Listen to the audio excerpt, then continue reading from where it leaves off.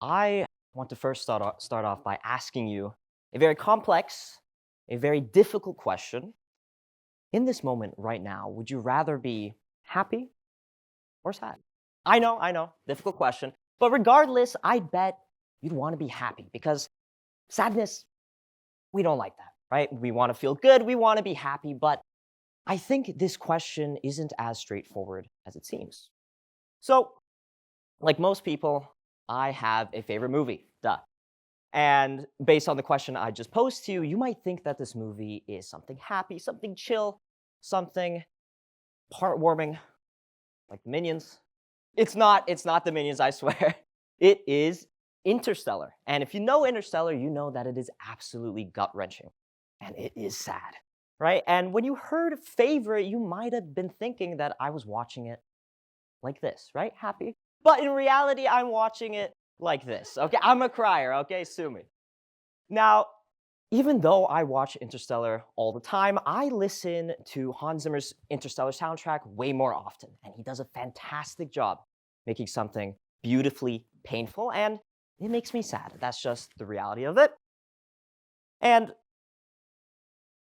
why do I have these sad songs in my playlist? Why, even in my playlist, when I get sadder, my playlists also get just as sad? So the question I'm trying to answer today is why, despite our aversion to painful experiences, why do we still seek out the mental pain known as sad music?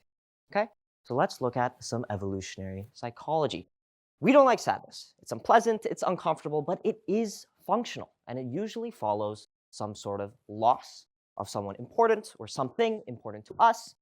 And we've evolved this capacity because it is important for us to reflect on that loss, to slow down, and to potentially balance both our emotions and our thinking.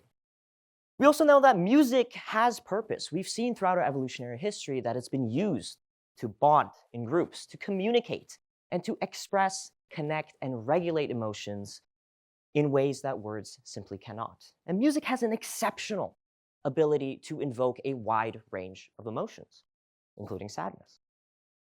Now, stability is also important. In order for us to function at our peak, we need to be stable.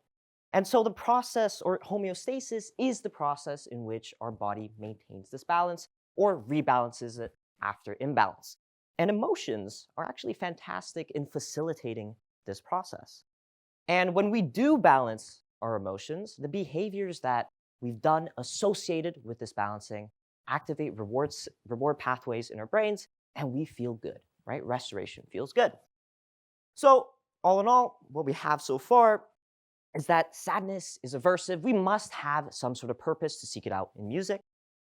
Music also has that evolutionary purpose. We've used it in our evolutionary history in order to regulate our emotions. And finally, restoring balance feels good because of that reward training. So once again, why do we like sad music? Now the proposed answer is that sad music can restore that balance, right? You're off center, sprinkling a little bit of Hans Zimmer, and you're good, right? And yes, that sadness is unpleasant, but when it acts homeostatically, that restoration feels good because of that reward training. Now, it can feel good. I said can because it's not entirely universal. There are certain conditions we have to abide by. The first is that we must understand that the music is non-threatening. We must also understand that it has to be good for us. It has to be aesthetically pleasing to our ears, and the music must provide some sort of emotional benefit, such as mood regulation. And only when all three of these conditions apply, that's when we get that good feeling. So it's not like when we're listening to sad music, it's not necessarily because we like to be sad, but it can be because we want to rebalance ourselves, process emotions safely, and amidst all that sadness, we can still enjoy one of the greatest expressions of human pain, grief, and sorrow that is known as sad music. Thank you.